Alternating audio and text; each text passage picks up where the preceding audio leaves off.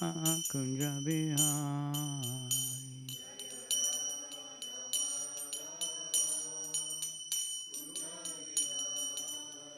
Jaya Radha Madhava Kunja Bihari.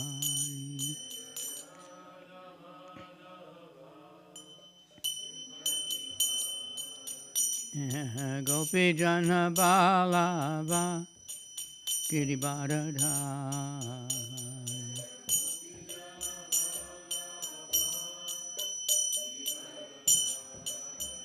Jaya Gopi Jana Balava Giribharadhari.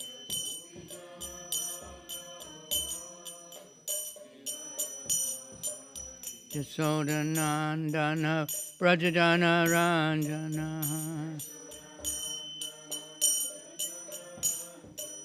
Yashodanandana Brajadana Ranjana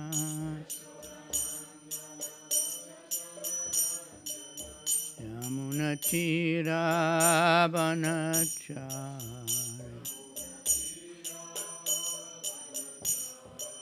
Yamuna Tira Banachari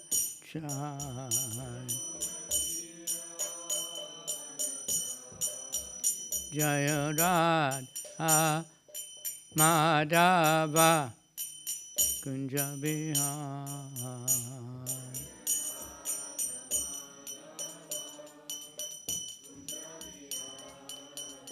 Jaya Radha Madhava Kunja Bihari.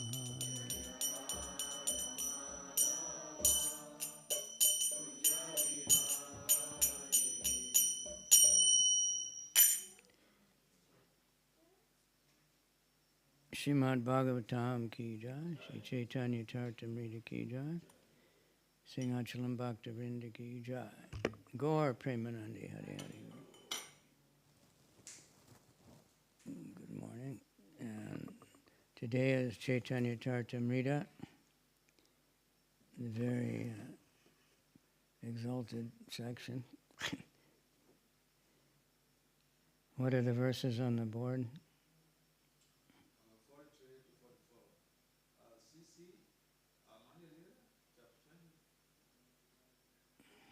21, 43.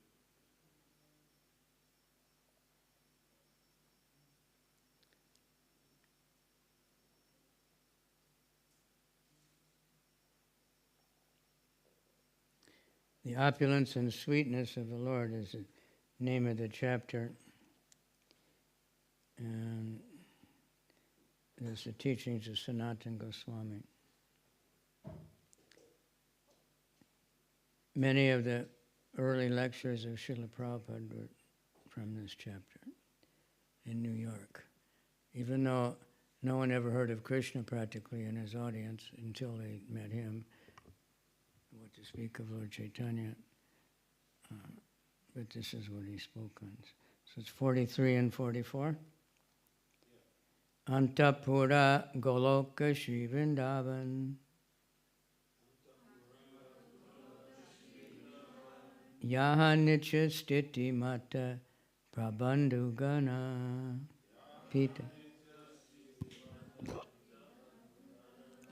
Antapura Goloka Shri Vrindavana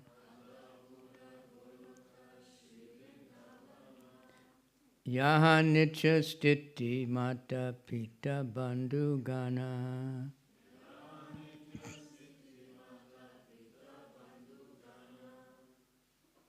Someone else?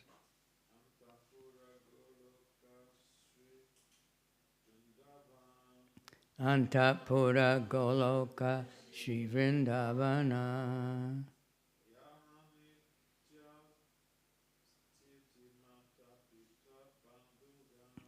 Yaha Nitya Stiti Mata Pita Bandhu Gana.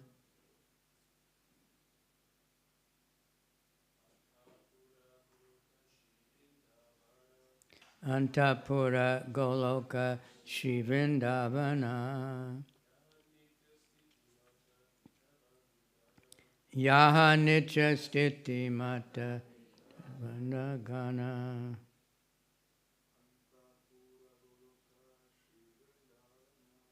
Antapura Goloka Shri Vrindavana.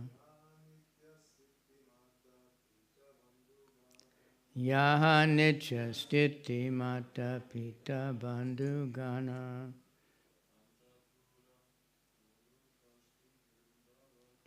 Antapura Goloka Shri Vrindavana. Yaha Nitya Stiti Mata Pita Bandhugana. Mata. Antapura Goloka Shri Vrindavana. Yaha Nitya Stiti Mata Pita Bandhugana.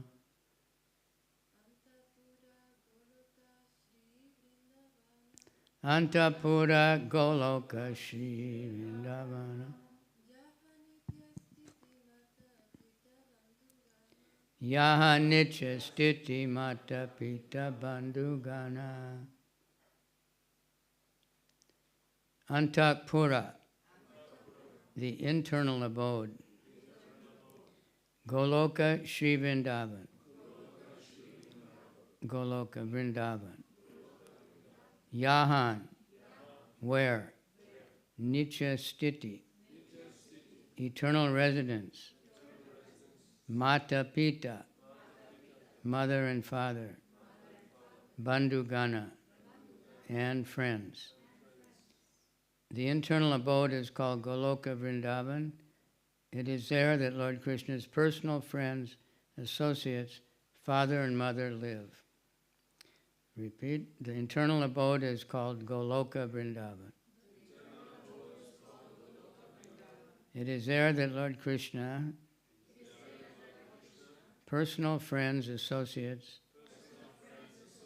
mother and father live. And you had another verse on the board, huh? Madhura Aishvarya Madhurya Kripadi Bandhara.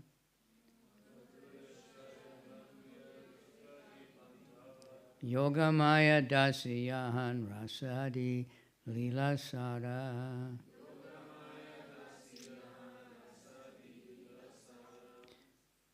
Madhur Aishvarya Madhurya Kripadi Bandhara.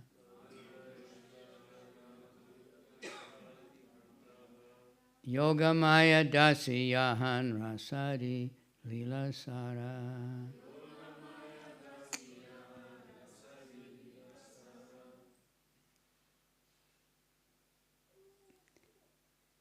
Madhur Aishvarya, of sweetness and opulence. Madhurya, conjugal love.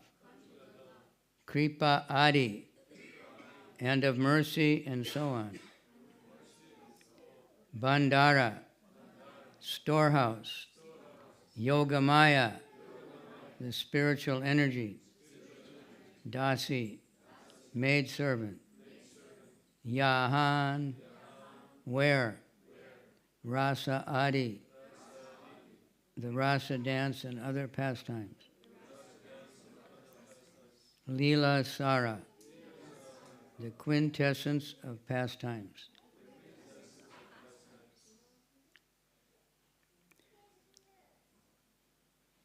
Quintessence means the most perfect and typical example of a quality or place or class. Perfect example, essence. Vrindavan is the storehouse of Krishna's mercy and the sweet opulences of conjugal love. That is where the spiritual energy, working as the maidservant, exhibits the rasa dance, the quintessence of all pastimes. There's no purport for either of these. So what I was given, we're going to a few more. Karuna Nikumbanda Komale Madhuraisvarya Vishesha Shalini. Jayati Vraja Raja Nandane Nahi Chinta Kanika Vyudetina. Vrindavan Dham is very soft due to the mercy of the Supreme Lord, and it is especially opulent due to conjugal love. The transcendental glories of the son of Maharaj Nanda are exhibited there. Under the circumstances, not the least anxiety is awakened within us. Tara Tale Pada Vyoma Vishnu Loka Nam Narayana Adi Ananta Swaruparadam. Below Vrindavan planet is the spiritual sky, which is known as Vishnu Loka. In Vishnu Loka there are innumerable Vaikuntha planets controlled by Narayan and innumerable other expansions of Krishna. Like on the cover of the first canto, see the Goloka, and there's all the Vaikunthas and all these four-armed forms that are all slightly different. The one difference we note is how they hold their symbols, but there must be different subtleties of moods. Another one, Madhyama Avasa Krishnara Sadaishvarya Bandhar Ananta Swarupe Yahan Karena Vihar.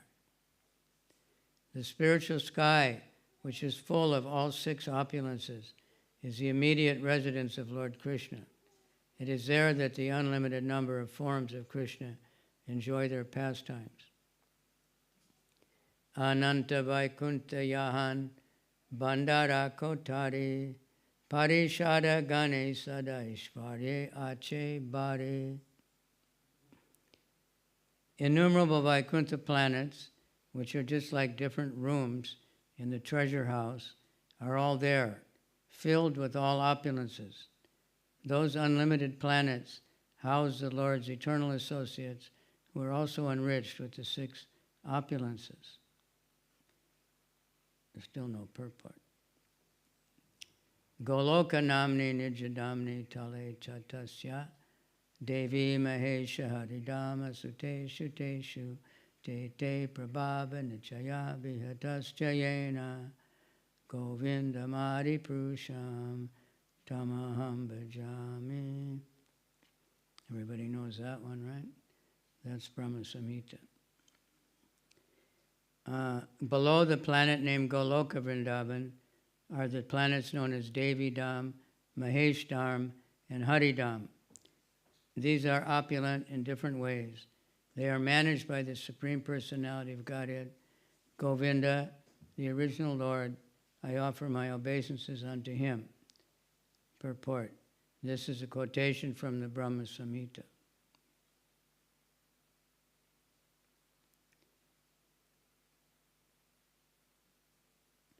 So I think that's as far as verse 50.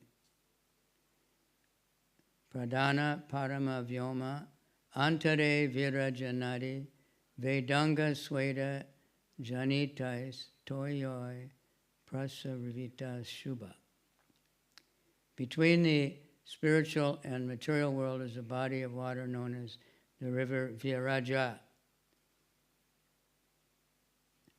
This water is generated from the bodily perspiration of the Supreme Personality of Godhead, who is known as Vedanga. Thus the river flows. This is from the Padma Purana, as ever, all the next verses.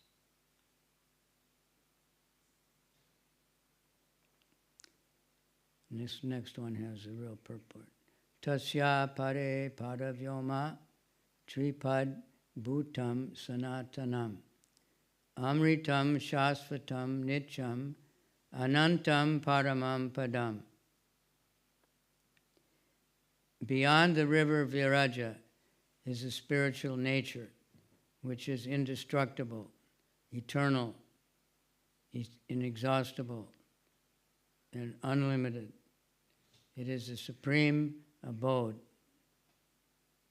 consisting of 3/4 of the world's Lord's opulence, It is known as Paravyoma, the spiritual sky.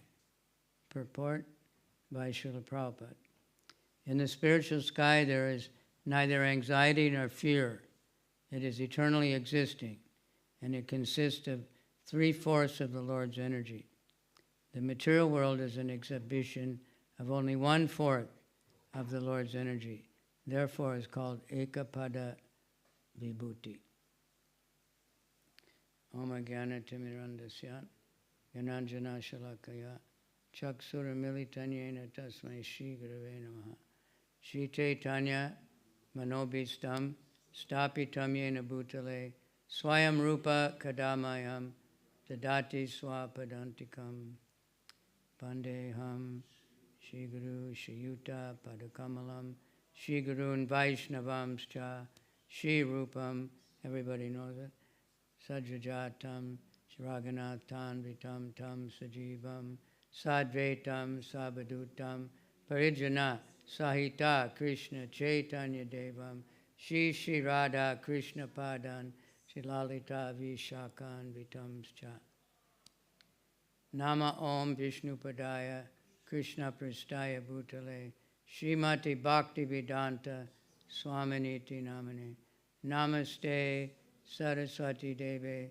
Gauravani Pracharane Nirvisesha Sunyavari Paschatya Desa Tarane Vanchakalpa Trubhyascha Kripa Sindhubhyevacha Patitanam Pavanebhyo Vaishnavebhyo Namo Namaha Namo Mahavadanyaya Krishna Prema Pradayate Krishnaya Krishna Chaitanya Namani Gora Tvishe Namaha. Hey Krishna Karuna Sindhu Dina Bandhu Jagatpate Gopesha Gopika Kanta Radha Kanta Namostate Tapta Kanchana Gaurange Radhe Vrindavaneshwari Vishabhanu Sute Devi Pranamami Hari Priye Krishna Tvadiya Padapankaja Pandarantam Adhyaiva Me Visatu Manasaraja Hansan Prana Pranama Samaye Kapavata Pitai Kantavaro Dhanavido Smaranam Kutaste. Prabhupada would sometimes translate that one. I heard his servant said he would chant it spontaneously quite often. And he would translate it simply, let me die now. It's not a suicidal wish, but to die when is still able to chant and remember Krishna. Just let the swan of my mind become entangled in Krishna. So these are very exalted verses. The first one's talking about Goloka. Of course, we have descriptions of Goloka in the Krishna book, the 10th canto. So it's meant to attract us, that we want to go there. Just like travel agents, they have all these. And when you come on an airplane, many cities, and they show all these videos of all the wonderful things you can do in that city, right? And so you can get the pamphlet with all the places you can go and all the different vacations you can take to see all the wonderful things. So if we hear about Krishna enough, we also become attracted and like to go there. I remember one of my godbrothers once, he said, I wouldn't think I want to go to Vaikuntha. Sounds boring, Goloka much better. Goloka has all the rasas. In the Vaikuntha they have neutrality and servitorship and mixed with friendship, something like friendship, but not like the friendship of Maharaj was talking how Krishna had all these different kinds of friends, different degrees of intimacy. Friends that push him around and insult him and joke with him. The Vaikuntha, when Gopakumar in Brihad Bhagavatamrita, he got to Vaikuntha, and he was still in his cowherd boy dress. He never changed that. And he saw many of these Vaikuntha Vasis. They all looked just like Vishnu. He kept thinking, this must be Vishnu. This must be the Supreme Lord. They said, no, I'm nobody. And finally he got to the abode of actually Vishnu. And he was thinking, my Lord, and he started to run up to embrace him. And they all said, no, you can't do that. You can't do that. It's respectful, awe and reverence. But the Lord let him come, but he wasn't comfortable there. He was really meant for Krishna Loka, for playing with Krishna. So it's very hard for us to describe, but it's described in Caitanya Lila that when there's kirtan at Sriva's house, it would turn into the Rasa Stali. It was non-different. The kirtan, all-night kirtans with Srivas Thakur and all the intimate associates of the Lord were non-different than the Rasa dance in Vrindavan. So that's also inconceivable, but then all these Vaikuntha numbers are there, the 3/4, 1/4. I don't know how anybody could measure because they're both unlimited. Even the material world is unlimited. But it comes and goes. But the spiritual world doesn't. There's no time as we know it. Time meaning anxiety, lamentation over the past, and anxiety over the future is not there. They're in the moment. They're always enjoying. They never think we did this before, we have to do this again. This last time we tried this, it didn't work. They don't have any of that. But they have pastimes. They have day and night and everything for the sake of pastimes. But that's all controlled. Even in Dwarka, the commentaries say that, we read about Narada Muni. He went to Dwarka and he was visiting different palaces. And he was surprised that in every palace, Krishna was there, but the activities were different. Normally, yogi expansions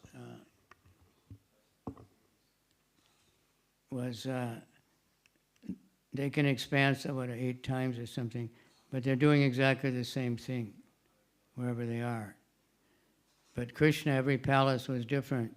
Sometimes he was having a meeting with ministers, sometimes he's playing with his children, sometimes he's eating, sometimes he's with his wife. But then it's explained further, not only that, sometimes it was morning, the next palace it was night, a different time of day even. Whatever pastime Krishna wanted, it just becomes suitable. So they have time like that, but it's not time as we know it. It's described that time is conspicuous by its absence. You can't, there's no clocks, ticking off. Time is past, no calendar where you're checking off the days. When will I get out of this prison? Most of us, we don't realize we're in the prison. The Maya is such an expert prison. So we have all these descriptions. I remember I've read many times these chapters. So one time I started reading this description, it comes soon, how the different Narayans have their weapon, their things, He has the club in the upper right hand and the conch in the lower right hand and the flower in the upper left hand. And I started reading that and I thought, I don't need to read this, I want to get to the nectar. So I just skip ahead. But Krishna rescued me and I realized that this is Lord Caitanya himself speaking to Sanatana Goswami, who's actually Gopi coming from the Goloka. And he's listening to this, so who do I think I am? That I should get something better, So that's the danger. We even have people now, they come around, tell devotees, Prabhupada only gave the basics, and, we're going to give you the nectar. But that means they haven't read the Caitanya Caritamrita, they haven't read the Nectar Devotion. So speaking of Nectar Devotion, today is the disappearance day of Rupa Goswami. We're supposed to be Rupanugas, followers of Rupa. Shri Caitanya Manobhistam Stapitam Yena Bhutale Swayam Rupa Kadamayam Dadati Swapadantikam. We honor Rupa Goswami because he knows the mind of Lord Chaitanya. There was a question that we hear sometimes, why are we called Rupanugas? Why not Sanatananugas? Of course we're Narada Anugas also. But Lord Chaitanya gave specific assignments to the different Goswamis. So Rupa and Sanatan both were sent to Vrindavan to research, to find the places of Krishna's pastimes, which nobody knew where they were anymore, and to write books. For Rupa Goswami, it was especially to write the direct instructions of how to practice bhakti. So that's the Nectar Devotion. That's his most important book. He wrote many books. He wrote intimate books of Krishna Lila. But that's the most important book, and for us especially for devotees. Everything is there from the very beginning, the glories of devotional service, up to very intimate pastimes in Vrindavan. But in the right mixture, the right recipe, so that we can apply it.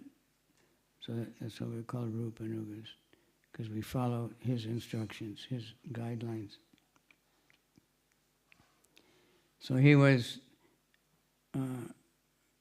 very well known. We hear the name all the time. He was born in a Saraswat Brahmin family. Those are considered the top Brahmins. And they moved to, north to what's now Bangladesh. But at some point, I heard different ways, but the Muslim king of that area, he was trying to build a minaret or something, and they were having trouble. And Sanatan and Rupa happened to come by, and Sanatan advised them how to get it done, and it worked. So the king was, somehow he recognized the great intelligence of these two. So he asked them to work in his government. Of course, they didn't want to do that, but he said, if you don't do it, I'm going to kill many more Hindus. So then that's why they took the job. It wasn't that they were trying to get a high salary and get rich working for the king, like somebody might say, because they did get very rich. Sanatan became the prime minister, and Rupa was the finance minister of Bengal. And the king was out conquering other places, so Sanatan was more or less the prime minister. He's doing everything. So they became very, very rich. They have very big property. You can visit there. It's a place called Ramkeli. And they had a group to Vrindavan, or a new Vrindavan. They had an area which was full of Krishna Lila pastimes, and they were supporting all the brahmanas and all the devotees of the area, and they were just studying Srimad Bhagavatam all the time and meditating on Vrindavan. Even before they met Lord Chaitanya, as they were Rati Manjari and Rupa Manjari, they had come from Goloka. Then they were hearing about Lord Chaitanya, they wrote to him. Lord Chaitanya was going to travel to Vrindavan, but he went out of his way to go there to meet them. And of course they approached him, they took off all their opulent dress, put straw in their teeth and were crying in humility. The humility was so intense that Lord Caitanya picked them up and said, no, no, no, you're my eternal servants. And he initiated them, Rupa and Sanatan. So for some time they continued to work. Rupa was able to quit without much trouble because many people wanted his job to become the finance minister.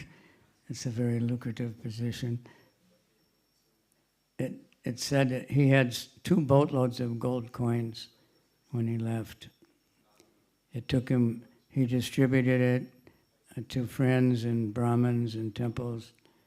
It says it took him 1 year to distribute.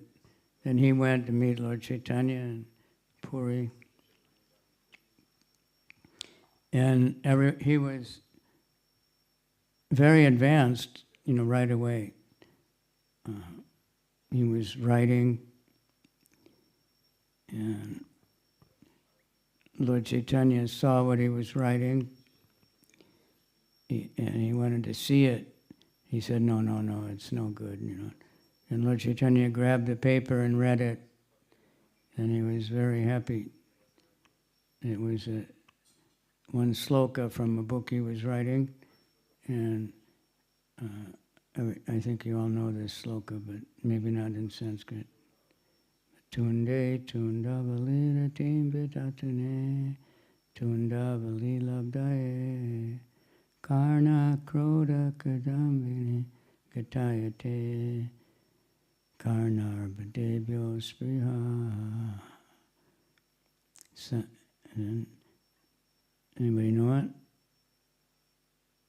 You know it. It says, when chanting, one tongue, one mouth is not enough, and I wish I had thousands of mouths. You know that one, right? And 2 karna, 2 ears is not enough. To hear the holy name, you really need thousands of ears.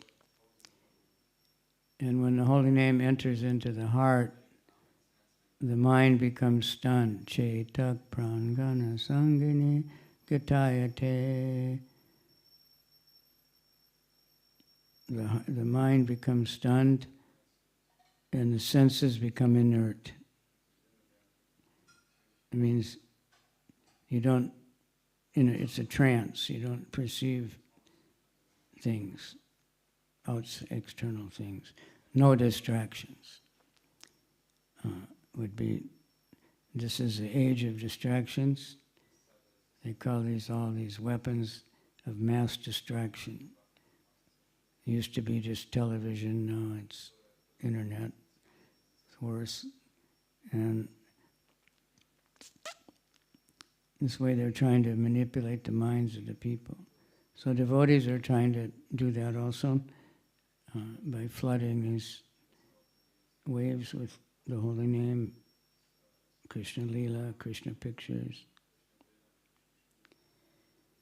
Then no jane janita ki abdi amritai Krishna tivarna dvai.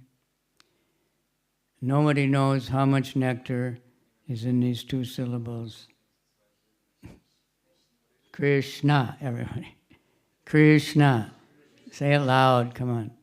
Krishna. Again, louder. Krishna. Blow the ceiling off. Krishna.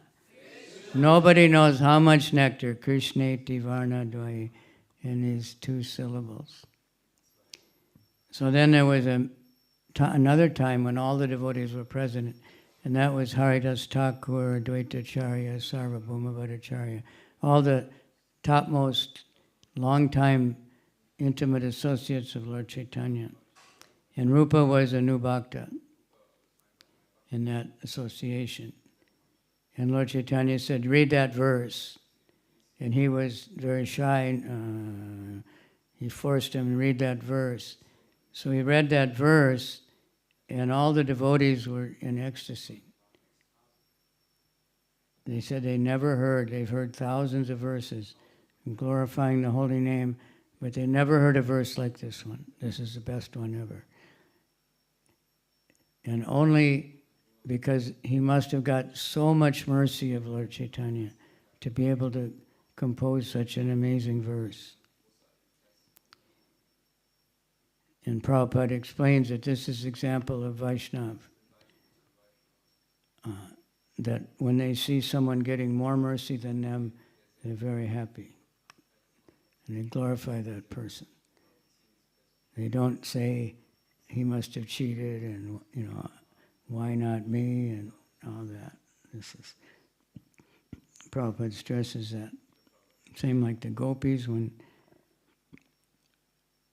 Krishna left the Rasa dance, then they saw that he left with one gopi, and they were thinking that gopi must have done better service than us. It's a proper way of thinking. Another time in the Rath Yatra, Lord Chaitanya was chanting one verse in the mood of Radharani, in separation from Krishna, Lord Jagannath. And then Rupa Goswami wrote a verse that explained that verse. And no one could understand when Lord Chaitanya was chanting that verse. It sounded like some typical romance song like we hear all the time. And boy and girl. And then Rupa Goswami's verse explained it perfectly. And Lord Chaitanya asked Swarup Damodar, I think, how could he understand my mind? But that's why we honor every morning Shri Chaitanya Manobhistam. He knows the mind of Lord Chaitanya, Rupa Goswami, so we want to study Nectar Devotion. I was fortunate when I joined, it was the only book we had. We had the Nectar Devotion and the teachings of Lord Chaitanya. So teachings of Lord Chaitanya was said to be for academics, intellectual, and Nectar Devotion said this is for devotees. So we read that every day, every evening. We had a class, and they said this book is so perfect, we should never comment on it. At that time they said, just read it. So we read it over and over again.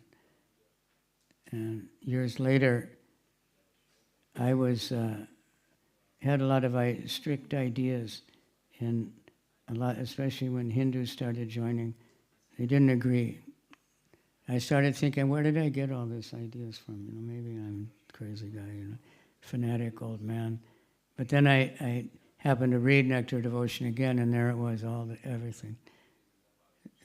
Any question you have, how to do devotional service, how to do anything, is all there. So it's a special book, written in Vrindavan. So he was also assigned to reveal the lost places of Krishna's pastimes. Specifically, one of them was to find Govindaji, the original deity of Govinda. It's one of the three deities made by Vrajanabha, the great-grandson of Krishna, in the presence of Uttara, who had seen Krishna, and she was telling him, yeah, this looks like Krishna. So that deity was lost, like Gopal deity was lost in Vrindavan. So one day Rupa Goswami, he was crying. And a cowherd boy came and said, Swamiji, why are you crying? He said, my spiritual master has asked me to find this deity, this Govindaji, but I have failed. I've done other things he asked me. We found many places of pastimes, written books, but I haven't found Govinda. So the boy said, you should go up on this hill. If you've been to Govindaji temple, it's on the hill. And every day a cow comes up there and just stands there, and all the milk just goes into the ground. It's a mysterious place, so you should go there. And he went there and he saw this cow, so he had some idea. He got some farmers and they dug down and they found Govindaji. He'd been buried there because they had to hide him when the Muslims would come in. The Muslims tried to break down the temple. They did a lot of damage inside to the small murtis and stuff, statues. but they couldn't break the temple. It was too solid. The Govindaji temple with such huge sandstone blocks. So they got that deity. There was another deity there also, Vrinda Devi, Tulsi.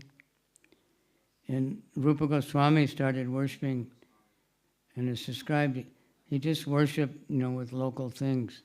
He didn't have all this brass and, all these things. He didn't have any clothes even. He didn't have anything, but he just dressed him. He got flowers from the forest and whatever he could get, and he was worshiping Govindaji for a long time. I don't know if it was in the lifetime of Rupa or not, but Gopal Bhatta Goswami, his disciples, built a temple. And then Govindaji was installed at the temple. The worship became very, very opulent because some king had built it. It's the most spectacular building in Vrindavan. It's unbelievable. The roof is 4 stories up, and the dome is 1 stone. And they've calculated that weighs 10 tons. How they got it there, that's another question. But there's a lot of theories, but somehow they build the walls and somehow they get those things up there. So Rupa had many, many,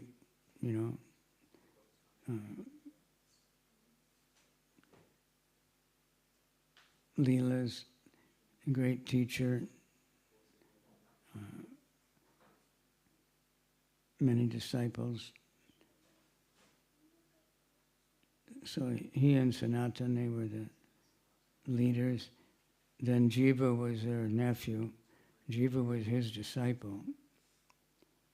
And Jiva helped him editing his books. There's a story of when Digvijay Pandit was coming around defeating everybody in India.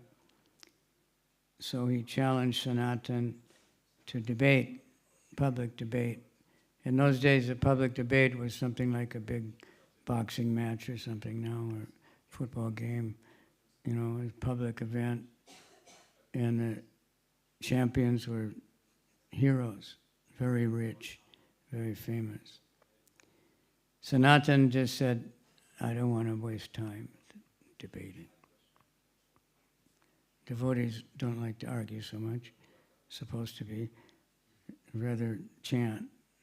So he said, okay, then you sign, I've been defeated. So he said, all right. And then he approached Rupa, he said, I've defeated your brother, so what about you? And Rupa said the same thing, so he signed. Then he met Jiva. Jiva was the most, formally educated. Rupa had him go to Varanasi and just study all the Mayavadi teachings so he could defeat everything. So he said, I defeated your uncles, and now you. And Jiva took it that he was insulting. He was going to go all over the country telling everybody I've defeated Rupa and Sanatan. He couldn't tolerate that. So he debated him, and he totally annihilated, just defeated him. That's a long story much later, but then Rupa said, you puffed up just for your own aggrandizement. You defeated him. Get out of Vrindavan. You don't belong here. And Jiva just took it. He didn't say, but Gurudev, but. He never said that. Maharaj was saying yesterday how, Guru tells you to do something. So he went and he was living really, really austerely. And Sanatan happened to pass by where he was, and the people were worried. He was fasting so much and just crying all the time, separation. So he went to Rupa and he said, what's the most important principle for devotees?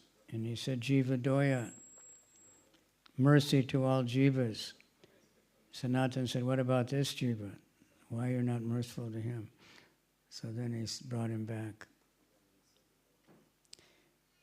So that's a little bit of the life and teachings of Rupa. The main thing is his books, especially the Nectar Devotion, Bhakti Rasamrita Sindhu. It's also the disappearance day of Gauridas Pandit. Gauridas Pandit was an associate of Lord Caitanya and Lord Nityananda. He lived in Kalna, which is across the river from Shantipur, across the Ganga. He's also the brother of the father-in-law of Lord Nityananda. Right next to his house is the house where Lord Nityananda was married. So he's a very exalted person. So one day, Gaur Nitai came to visit him in a boat. They crossed over the Ganga. And Lord Chaitanya gave him the paddle or the oar or whatever it was. What they show us is not very big. But it must have been maybe a small boat. But that is there. He also gave him a copy of the Bhagavad Gita that said to have be handwritten by Lord Chaitanya. That's also still there. So they stayed for a few days. And then when they were leaving, Gauridas was grabbing their feet and crying, as you know, you can't leave, you have to stay. And Lord Chaitanya is saying, we have to leave. And he was crying. So then Lord Chaitanya said, all right. Called a wood carver and had him carve murtis of Gaur Nitai. Some of the first, maybe the first or second. There's another one's in another place, but that's Gaur Gadadhar. So they made with actually Gaur Nitai modeling. Then he said, okay, you can worship these deities and we'll go. But he said, no, I want the moving. Then the deities started walking, and so finally he accepted. So we had these beautiful murtis of Gaur Nitai. It's very hard to find pictures of them. I saw one, Bhakti Purushottam Swami had one. So he wasn't telling anybody or showing these murtis. He was afraid that maybe somebody else would have more devotion than him and the deities would leave. So the local people gradually understood somehow that he had these beautiful murtis. And they were begging darshan. So he finally agreed. So he started having a not even 1 minute, just open the curtains, close the curtains. Still like that. And if you have a camera, they'll smash it. In the old days, they could take out the film, but no. Of course, you know, now devotees have, doesn't look like a camera, but or they have in their glasses, they have a camera. One devotee had those, and he tried to go to Tirupati, and they caught him. Made trouble for devotees to get darshan after that for a little while. I think he forgot, you know, he had them, and somebody just came, you want to go, and he got in the car and forgot that he had his camera with him.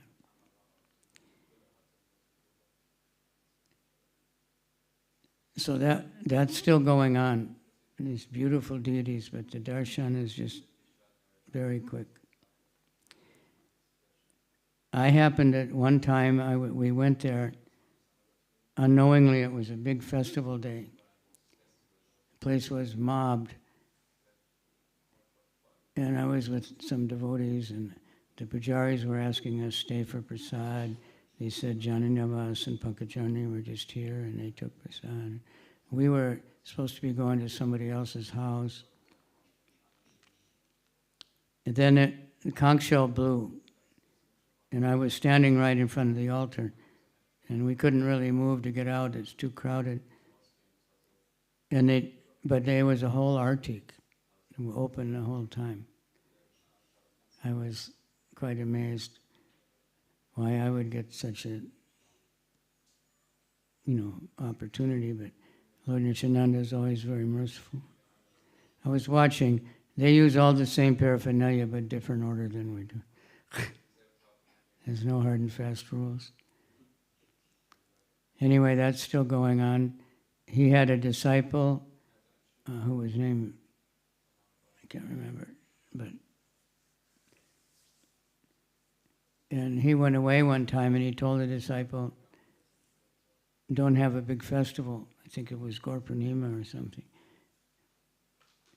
And he came back and he saw that this disciple had organized a big festival. And he was very angry. He told him to go out. And then he went on the altar and he saw that Gaura-Nitai weren't there. And he heard a big kirtan out in the street. And he looked, and there was his disciple and Gaura-Nitai and all the people dancing. So then he realized that this disciple had so much love for Gaura-Nitai, and Gaura-Nitai had so much love for him. So he named him Hridai Caitanya. The Lord Chaitanya is in his heart.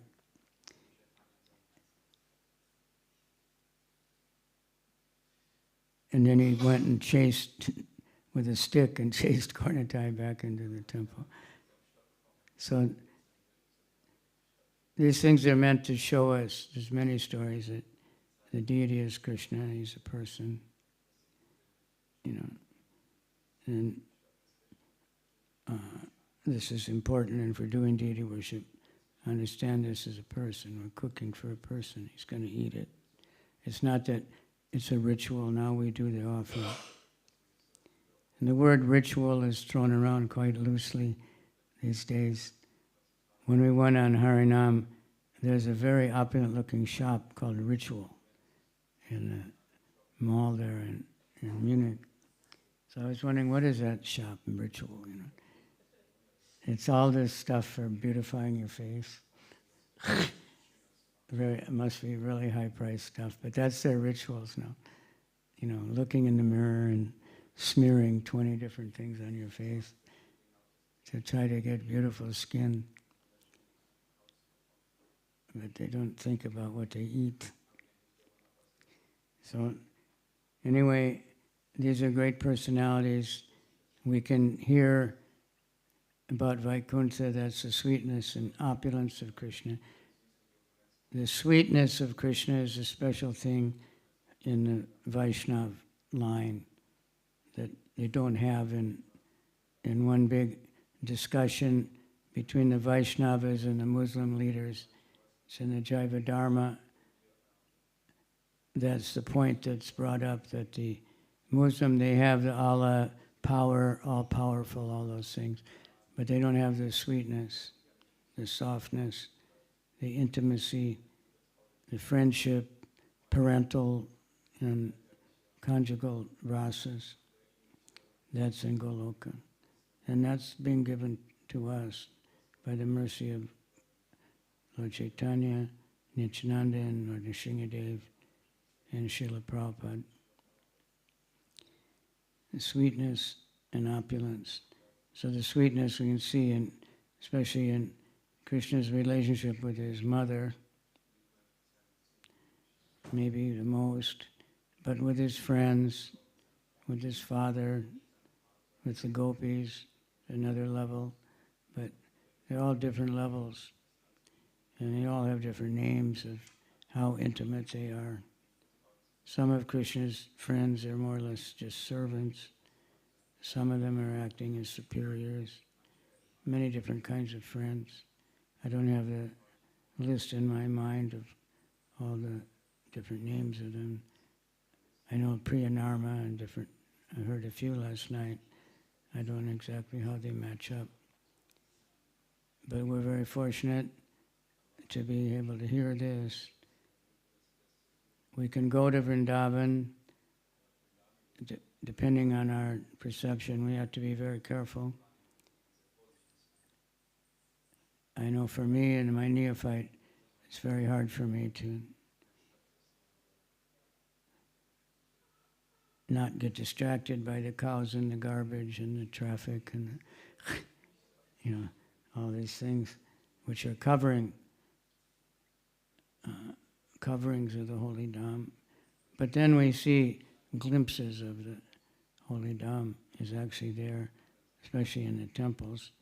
But even you go a little bit away from all that and all of a sudden it's another world. For Gopakumara, he was going back and forth between Gokula and Goloka, and he couldn't tell the difference.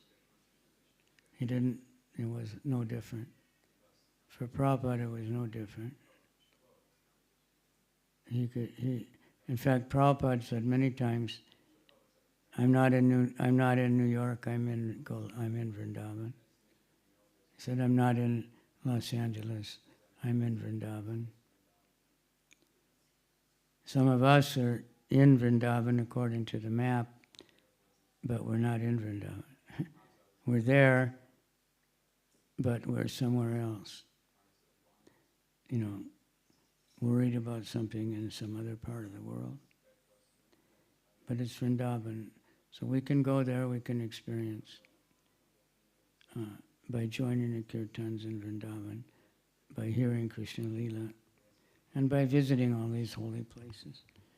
Krishna's arranged, Prabhupada has arranged for so many facilities for devotees to visit all the holy places of Krishna's pastimes. All right, so it's getting time, and I wasn't given information about who's driving to Munich or anything. Okay. We have any comment or question? Very quick. Anybody has more experience of Goloka or knowledge of Goloka?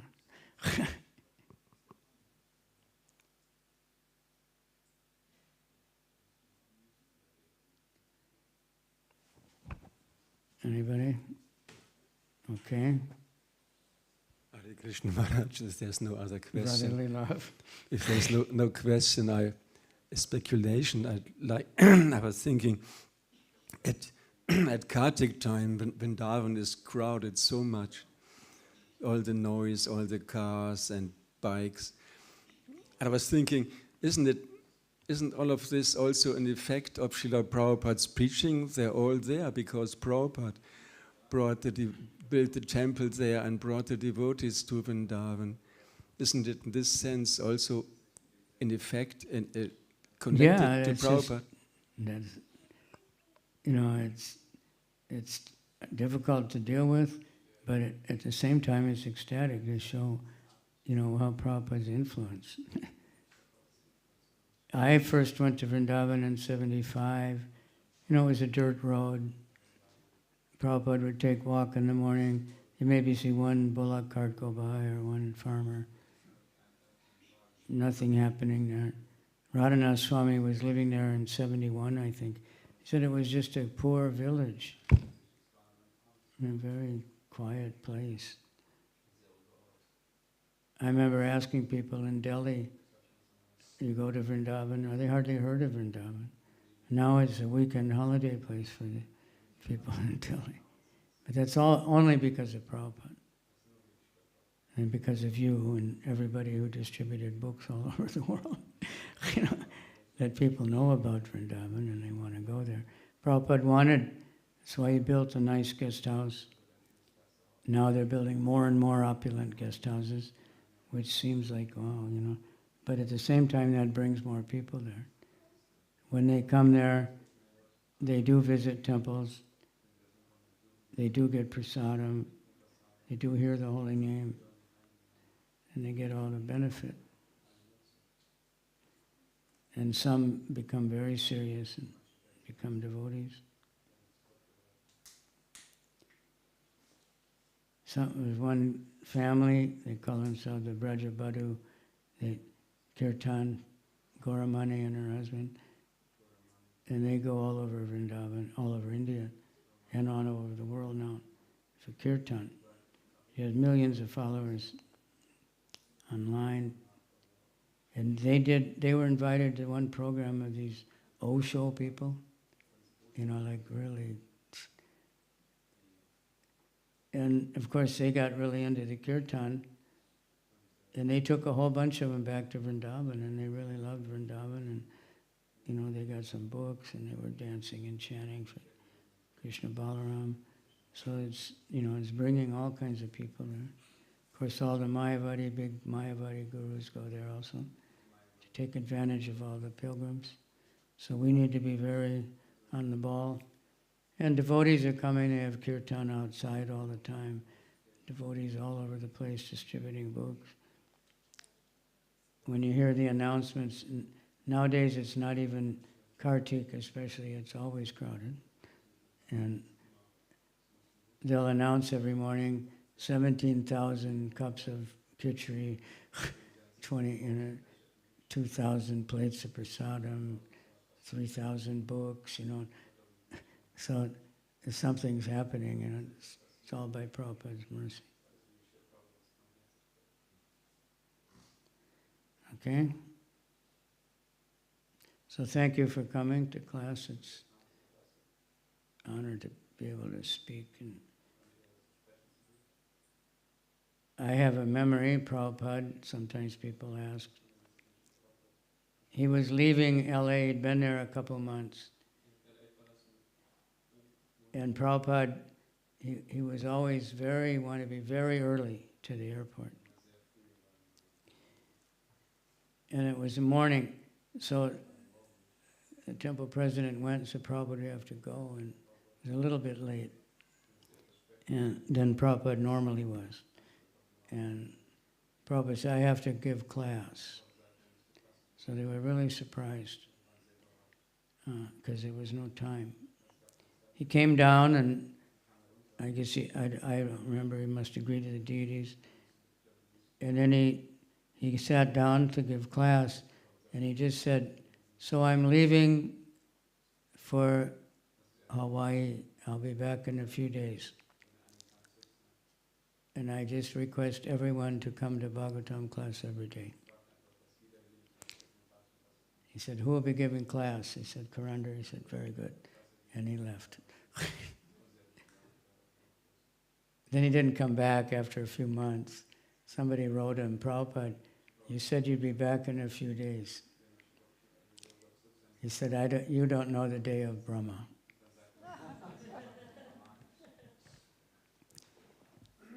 But I always remember that. Another time he had come, and the class was overflowing for a week or two. Gradually it was down to the normal, everyday people. And then he said, you think you have no love for Krishna, but if you're coming to the class every day, there's nothing new. I say the same thing every day. Krishna is God, chant Hare Krishna, surrender to Krishna. There's nothing new. But you're coming, that means you love Krishna. So thank you very much. I'll be leaving for Munich. I don't know when I'll be back.